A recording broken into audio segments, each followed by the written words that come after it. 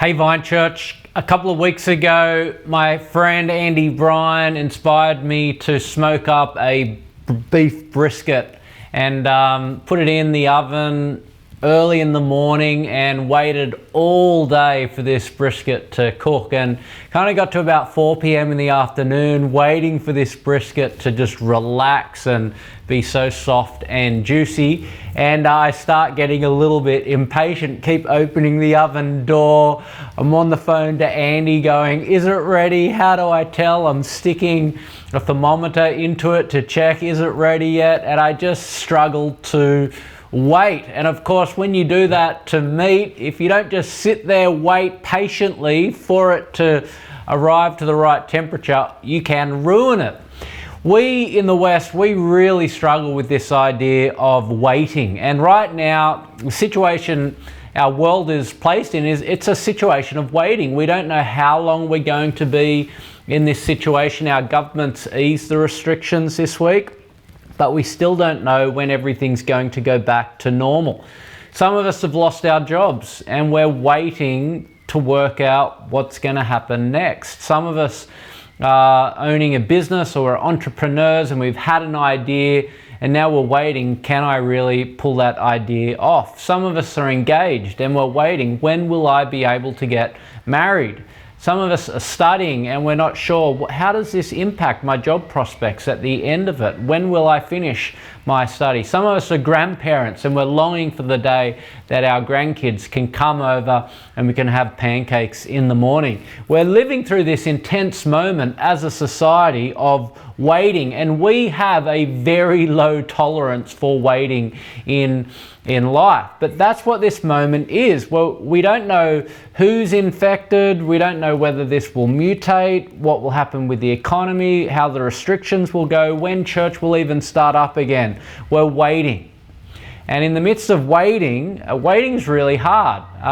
And there are two alternatives to waiting. One thing we can do is work instead of waiting, and working is when you take control of that which is not in your control. And often in the midst of grief you see this. You know, sometimes the most anxious person in a room is the person most busy, most frantic. You know, I wonder if you've ever been around a group of people who are grieving or in trauma, and there's that person who, can I do this? Can I do that? That's a sign of deep and profound anxiety. They're not able to sit in the pain and wait. And we do this in a whole range of ways. One of the ways we take control and work and get active is we blame shift. And right now we're doing that. You know, the problem that we're experiencing is a result of China, Donald Trump, ScoMo, the Ruby Princess, bats, poor old bats, they've got a bad name now, but we just blame shift. Some of us, we try and take control by taking control of our own lives. In the face of uncertainty about the future, we try and take control of our diets, our workouts, cleaning our houses, and all of this are, nothing wrong with that, but all of these are attempts that we do to try and control what cannot be controlled. What do you do when there are things not in your control? And we live in a society where we're so used to being in control, we have a very hard time lacking control. And often the most anxious person is the one who's frantically trying to control a situation that they cannot control. So work's one alternative to waiting, and the other alternative to waiting is withdrawing. That you stop doing anything. You sit on the couch, you watch Netflix, you drink wine, but that's not waiting, that's giving up, that's withdrawing. You're in despair, you're discouraged, you've got no hope, but waiting is differently. Today we're going to think about, what does it mean to wait on God? How do you trust God in troubling times? We've been spending the past couple of weeks in the Old Testament book of Habakkuk. And we've gone there because Habakkuk is a man with a burden. He's living in a society which is declining morally and spiritually, and there's an external threat coming to their society, and that is the Babylonian army, who God has said will be his instrument to judge and bring justice to his people Israel. We're around about We're somewhere before the fall of Jerusalem, 587 BC, and Habakkuk is a prophet with a burden. He's got questions for God. God, why is this happening? Why aren't you answering our prayers? Why aren't you doing anything about the corruption within our society and the evil, violent nation that's coming to destroy our society? Everything is wrong. And we've seen that Habakkuk is refreshing. He's refreshing because he's emotionally honest, but he also trusts God. And usually if you're emotionally honest, you don't trust God, or if you do trust God, you're never honest about what you're truly feeling on the inside. But Habakkuk is both, and so he's refreshing. And he brings God his questions. And really there are two questions in the book of Habakkuk. First question's posed to God in chapter 1, verse 2, and then God answers that question. And then the second question is in chapter 1, verse 12, and then God answers that question starting in chapter 2, verse 2. But this week we're sitting in this interlude between Habakkuk's second question and God's second answer, and that's where we find ourselves, chapter 2, verse 1, 2, 3, and 4. And here we learn how to wait on God. And it's going to require three things. It's going to require patience, perspective, and perseverance. So look with me at this section of the Bible as we think through waiting on God. It will require you to be patient. Habakkuk chapter 2, verse 1 says this. Habakkuk says, he's asked his question and he says, I will stand at my watch and station myself on the ramparts. I will look to see what God will say to me and what answer I am to give to this complaint. Then the Lord replied, write down the revelation and make it plain on tablets, so that a herald may run with it. For the revelation awaits an appointed time. It speaks of the end and will not prove false. Though it linger, wait for it. It will certainly come and will not delay. So Habakkuk's asked his questions at the end of chapter 1, and at this point he says, you know what, now it's time to wait for God's answer. And it's going to require patience, because verse 3, the revelation awaits an appointed time. It speaks of the end and will not prove false. Though it linger, wait for it. It will certainly come and will not delay. So Habakkuk is caught between this moment where he's told there is going to be an answer, but it's not coming yet. And as a result, he has to wait. This answer awaits an appointed time. It certainly is going to come. It's not going to prove false. It won't delay. It'll come right at the moment God has planned for it, but it will feel like it lingers. Habakkuk is told by God, though it lingers, though it feels like it's not coming at the right time for you, wait for it. Waiting always requires patience. Now, Habakkuk is confused at this point. He's looking for answers. He's turning to God. God's saying, why? And we're going to look more at God's answer next week. But today, I just want to sit with Habakkuk's experience of having to wait. We don't like having to wait. We like God giving us the answer now. But Habakkuk is told, no, he's going to wait. And that requires patience. Often we have our timelines, our schedules, and when God isn't acting according to our timeline and our schedule, we think that he doesn't care, that he's not in control, that he's abandoned us, that he doesn't love us. But no, perhaps it's our schedules that aren't in time and that God is in time and we're out of time. In order to believe that, that would require humility. Patience always requires humility. And that's because God's delays aren't God's denials. Do you remember in John's Gospel how Mary and Martha send a message to Jesus saying, come quickly for our brother Lazarus is dead. And we're told that Jesus intentionally delayed a couple of days, and then he went to Mary and Martha's place when Lazarus had died. And Mary and Martha, they look at the delay of Jesus and it looks like a denial. It looks like Jesus doesn't love them.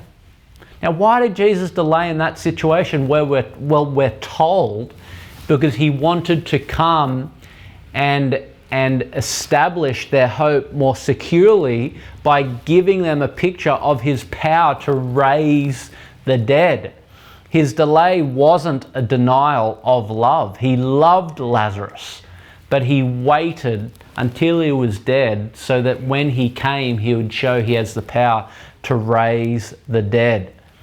It requires humility to wait and be patient. In James chapter 4, Jesus' brother says this, "Now listen, you who say, today or tomorrow we'll go to this or that city, spend a year there, carry on business and make money.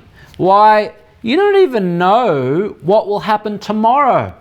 What is your life? You're a mist that appears for a little while and then vanishes. Instead, you ought to say, if it's the Lord's will, we will live and do this or that. As it is, you boast in your arrogant schemes. All such boasting is evil. If anyone then knows the good they ought to do and doesn't do it, it is sin for them." Now, what is James, Jesus' brother, saying to us there? He's saying that patience is a mark of humility, of godliness. You don't know the future. Think about this. You don't know the future, James is saying. Therefore, you need to live life with humility. Make your plans, but in the end of the day, the plans you make may not happen. You know, my kids, they struggle to wait. And sometimes they say, can we have ice cream tonight? And my wife says, no, wait for the weekend. I often say, yeah, let's do it. But my wife says, wait for the weekend. And they struggle to wait for the weekend. But there's a reason why my wife says wait for the weekend, and that's because ice cream every night isn't good for them, but they can't understand that. It doesn't make sense to them. And so Liz says, no, you've got to wait. But waiting for them feels so painful. But we have a reason for asking them to wait. It's for their good. Now, the distance between your understanding and God's understanding is far greater than the distance between a 6-year-old's understanding and their parents. If a parent has good reasons to keep their kids waiting, how much more does the God of the universe have for keeping us waiting? To say, God doesn't make any sense. If he really loved me and was in control of my life, he would be giving me this now. To say that is, well, it's childish. It's worse than childishness, because children still trust their parents. To walk away from God simply because he's not meeting your time frame and schedule is childish. And so waiting requires patience. Patience requires humility. I like what Tim Keller says. He says, patience is a savvy vote for your own personal growth. You know, in James chapter 1, Jesus' brother says, "Consider it pure joy, my brothers and sisters, whenever you face trials of many kinds, because you know that the testing of your faith produces perseverance. Let perseverance finish its work so that you may be mature, complete, and not lacking anything." You know, patience is a savvy vote for your own personal growth. It produces things in you so that you're complete and mature. You know, pressure turns a lump of coal into a diamond, and that's what happens in our lives. Either in the midst of trial and troubled times, we grow and we learn the lessons God is teaching us, or we resist what God is teaching us and we don't learn anything from that. Joni Eareckson Tada is great, a woman in America who runs a ministry for people with disabilities. But when she was a teenager, she dived into a lake and emerged to the surface of the water paralyzed. And immediately she was furious with God, angry with God. And one of her friends really helped her in that situation, pointed her to God who himself had suffered, and slowly she came to understand God's purposes in her life. And she shares how having to wait in the midst of those troubled times that she experienced as someone with a disability, that God was strengthening her character. This is what she says. She says, I'd like to share with you the good that I believe has come out of my disabilities. My life values have gotten turned from wrong side down to right side up. There was a time I used to think that man's chief end for happiness was to have a date on Friday night and to be slim, trim, a size 12 dress, a college degree, a nice little home in suburbia with a white picket fence, with Ethan Allen furniture and 2.5 children. That's what I used to think was important in life. After my accident, those life values that were so wrong side down got turned right side up, and I began to see that what really mattered in life were friendships.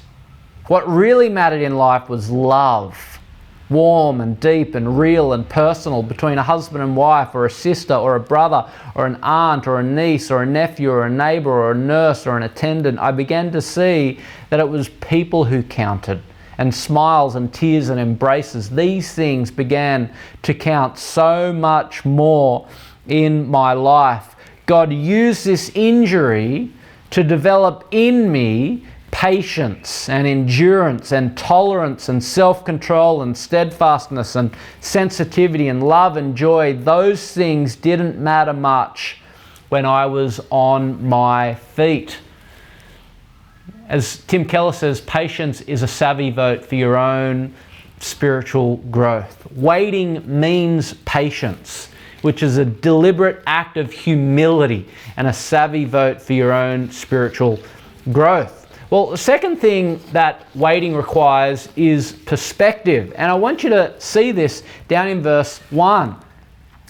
Verse 1 of Habakkuk, chapter 2, Habakkuk says, after asking his questions of God, I will stand at my watch and station myself on the ramparts. I will look to see what he will say to me and what answer I am to give to this complaint. So he stations himself on the ramparts. What are the ramparts?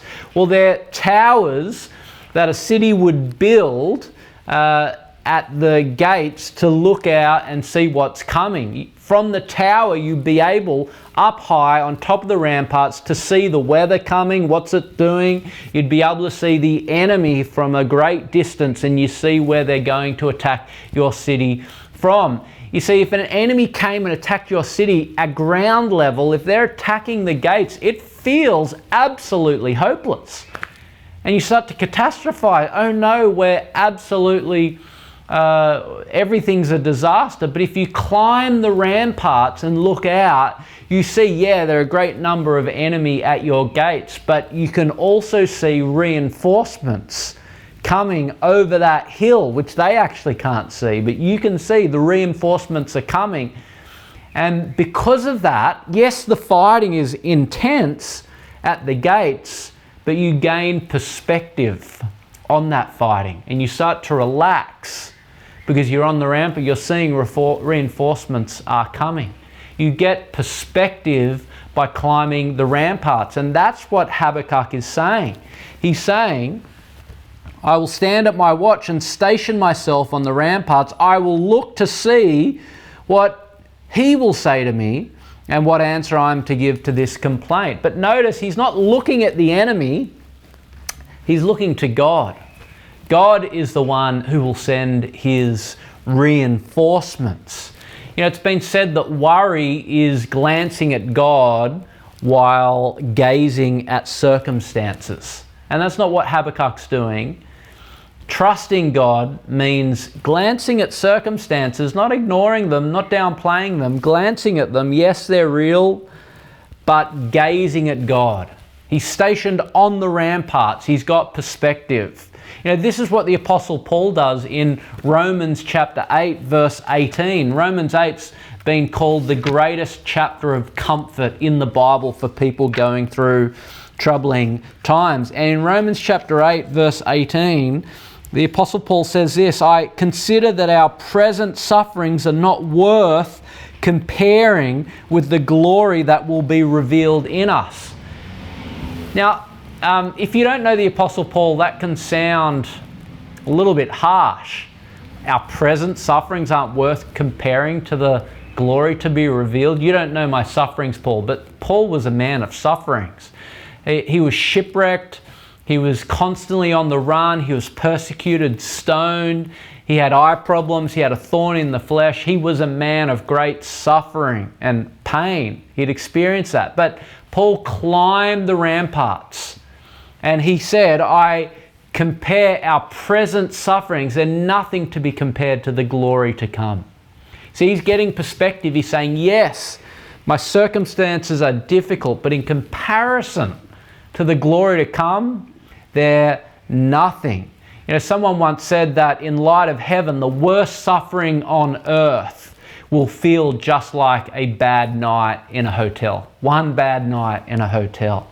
You know, I had a friend last year who died after an 8 or 9 year battle with cancer, and she said to me that it'd be amazing if God healed me, but a more amazing thing happened when God saved me. And what's she doing there? She's comparing her present sufferings with the glory to be revealed. She's climbing the rampart. She's saying, you know, it'd be amazing if God healed me.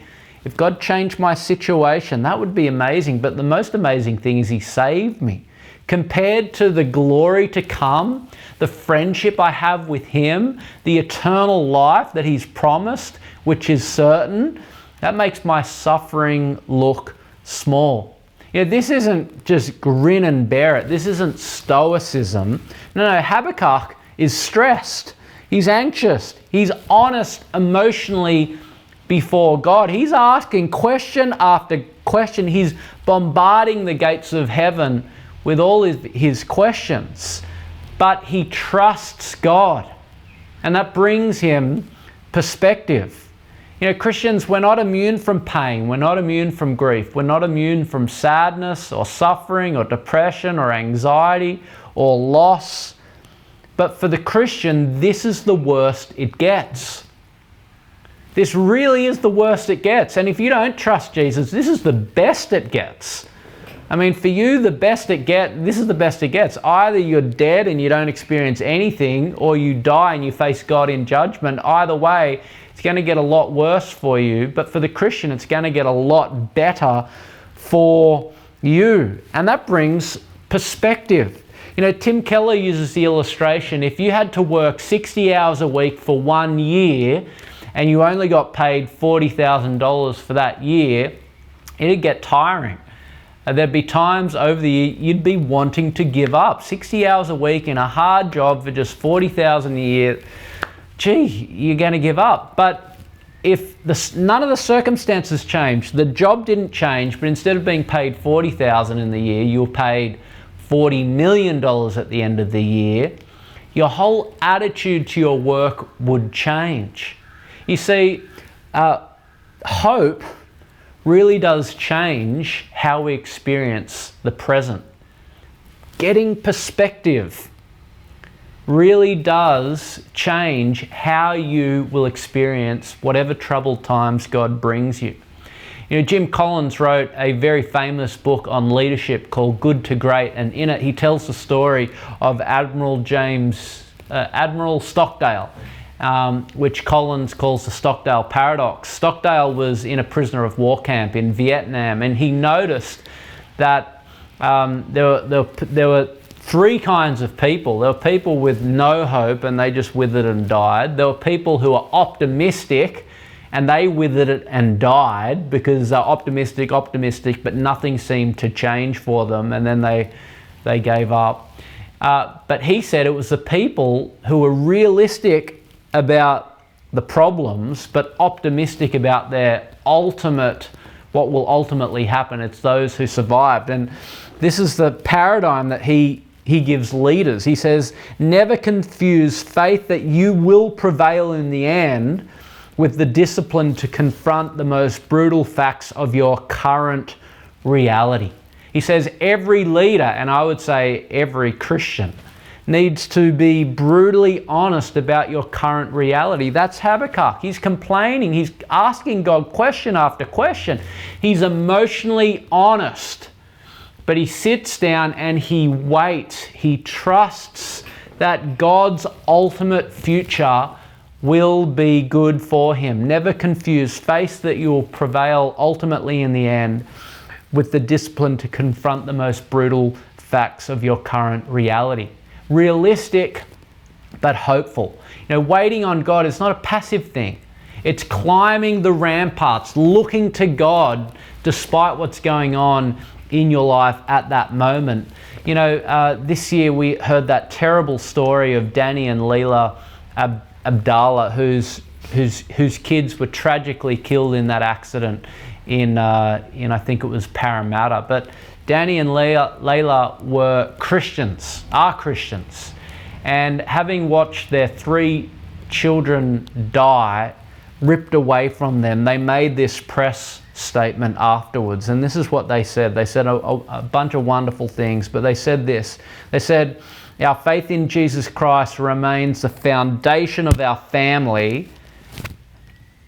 Our faith in Jesus Christ remains the foundation of our family, and we believe it will continue to help us through this difficult time. Each day that passes is a day closer to the day we are reunited with our angels. We will look toward this moment, not backwards at yesterday's pain." They're climbing the ramparts. They're getting perspective. Yes, this really hurts. But there's a coming day when Jesus will make it all right. That's Habakkuk's faith. He waits patiently and then with perspective. And then thirdly, he waits with perseverance. Look down again at verse 1 of Habakkuk chapter 2. And he says, "I will stand at my watch." Now what's going on there? Well, he's a sentry at duty. He's standing up on the rampart as a soldier, standing at watch. And a person on sentry, a guard on duty, doesn't matter what they're feeling, doesn't matter if they're sleepy, they're bored, they're tired, they're sick of it, their heart's not in it, doesn't matter, they don't leave their post. If they leave their post, their city could be lost. They can't knock off early. They can't just think, you know what, I'm tired, I'm just going to go chill out over here. No. They stand at their post and keep waiting. And that's what Habakkuk's saying. He's saying, doesn't matter what I'm feeling. You know what, I may be feeling a lot of bad stuff right now, but I'm not going to leave my post. I'm going nowhere. God, I'm waiting on you. Yes, I've got all these feelings. I'm struggling with you actually, God. I've got a whole bunch of problems and I'm asking you questions and I'm worried and I'm afraid. I'm not sure I can trust you. But you know what? I'm not leaving my post. I'm staying here. I'm like a sentry on guard. Here's what Habakkuk's saying to us. You might be weary. You might feel like God's absent from your life. And you might be confused. You might be disappointed, but don't leave your post. See, in troubling times, that's what's so prone to happen to us. We leave God. We stop reading our Bible. We stop praying. We stop meeting with other Christians. We withdraw. And we stop doing the things which are good for us because we don't feel like doing them. John Newton, the great author of the song Amazing Grace, he was sent a letter from someone saying, "I'm not getting anything out of prayer. What should I do?" And John Newton said, "Well, you're not going to get anything out of not praying, so stay at your post. Keep at it."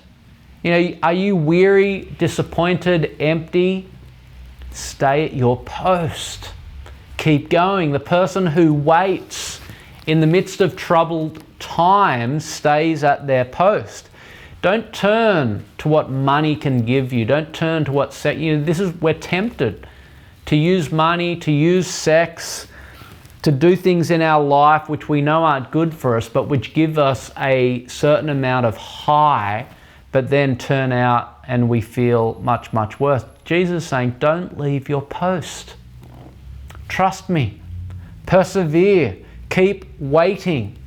David Kinnaman is an American researcher, and he did a research on young Christians, and he found that only 10% of young Christians in America are what he would call resilient Christians. That is, that they have a deep personal relationship with God, that they're praying and reading scripture every day, that they're ready for suffering. Only 10%. What would it be in our church? Are you a resilient Christian? Or are you a fragile Christian that's prone to break when hard times hit? Nassim Taleb is an American writer who's coined the term anti-fragility to describe what's going on in society. And really there are three kinds of objects that you can find in life. There are fragile objects like your grandmother's bone china, which you lock up in a cupboard and don't let your kids anywhere near it. Then you have resilient things like plastic cups, which you can drop and they won't break. So you can have fragile or resilient. And we've been talking a lot about resilience, resilient kids, and Nassim Taleb's like, no, resilience is not the thing we want. We want anti-fragility in our kids. He says an anti-fragility are things like bones, which need to get banged around, need to be placed under pressure for them to grow and be strengthened. And he says human beings, they shouldn't be treated as fragile or resilient. They ought to be treated as anti-fragile things. Jonathan Haidt, the other American intellectual who's writing about this kind of stuff, he wrote a book called The Coddling of the American Mind. He's really worried about the way we coddle and put kids in these cocoons. And he's looking at the last 15 years, so much anxiety, so much psychological weakness, simply because we're not placing kids under the pressure that they need in order to experience growth to maturity. Oak trees that have deep, deep roots, they have deep roots and they're strong because they've faced many storms. They're able to withstand storms because they've already faced storms in life. And that's the Christian. A Christian, we ought to think about Christian life not as a fragile life, not as a resilient life, but as an anti-fragile life. That you get stronger the more you are placed in troubled times. That's what James 1 says, which I read to you just a moment ago, but also look at Romans chapter 5.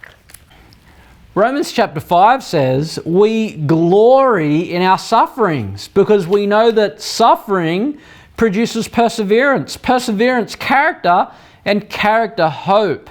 And hope doesn't put us to shame because God's love has been poured out into our hearts through the Holy Spirit who He has given us.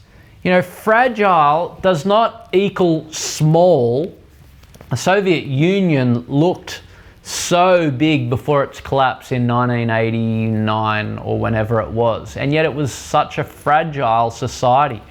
You can be big, loud, successful, powerful, and all of that just be a cover-up to your fragility.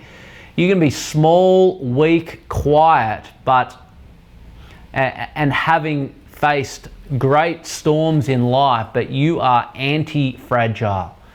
You've learned strength and you're immune to what's going to come next to you. That's anti-fragility, and that's the Christian. We rejoice in our suffering because it produces perseverance, character, and character, hope, and hope does not put us to shame. Do you know that? That's the Christian life.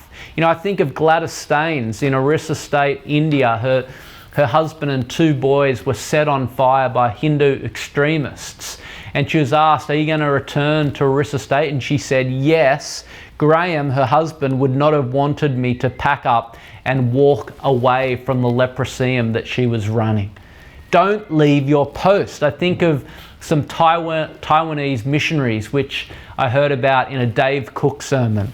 They they arrive in Taiwan, and a Buddhist monk takes dislike to them, and at 7 a.m. every morning for 12 hours he would stand outside their place saying incantations to try and get rid of them. Anyway, the wife a week later wakes up at 6:30 a.m, puts out a table, a chair, an umbrella, some rice and some tea for the Buddhist monk who keeps coming to annoy her.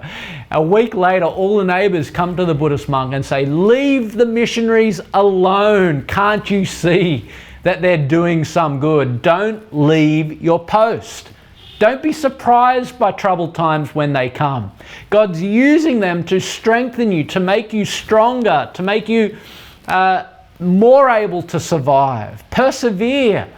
Wait." Waiting always involves patience, perspective, and perseverance. And so, the Christian life, the Christian landscape, so many Christians, John Stott, the great writer of the 20th century, he says the Christian landscape is strewn with the wreckage of derelict, half-built towers. The ruins of those who began to build and were unable to finish because they did not persevere. In John Bunyan's Pilgrim's Progress, when Christian sees one of his enemies coming for him and he's absolutely afraid, he considers running away, but then he realizes that the only armor he's been given is on his front, that God has not given him any armor on his back. He can't run away. And that's you, Christian. There's no running away. Persevere. That's what waiting means. We wait with patience, perspective, but also perseverance. The Christian life is a life of waiting. We're waiting for Jesus to return. Listen to these verses from the Bible. Hebrews 9, just as people are destined to die once and after that to face judgment, so Christ was sacrificed once to take away the sins of many, and he will appear a second time, not to bear sin, but to bring salvation to those who are waiting for him. 1 Thessalonians chapter 1, you turn to God from idols to serve the true and living God and to wait for his Son from heaven, whom he raised from the dead, Jesus, who rescues us from the coming wrath. The Christian life is a life of waiting. Waiting. Are you waiting for the Lord Jesus, your Saviour, your friend, your King? He's coming. One of the things that we're all sad about in this time of isolation is you can't go to a concert and you can't go to a sporting competition. I wonder if you've ever been to a concert with thousands, 10,000 people there, or you've been to a sporting competition with tens of thousands of people there just cheering, roaring for your team or your band singing. There's a day coming when we will stand in a stadium of millions of people before the King of Kings and Lord of Lords, who gave his blood to defeat Satan, sin, and death. And on that day, I want to be as close to the front as I can and look full in Jesus' face as we praise him. That's what we're waiting for. Faith isn't just stoically holding on to God. It's looking at the circumstances around us, being emotionally honest about them, but relying on the promise of God who cannot lie. Habakkuk says, I will stand at my watch and station myself on the ramparts. I will look to see what he will say to me. And the Lord replied, write down, make this plain, for the revelation awaits an appointed time. It speaks of an end, and it will not prove false. Though it linger, wait for it.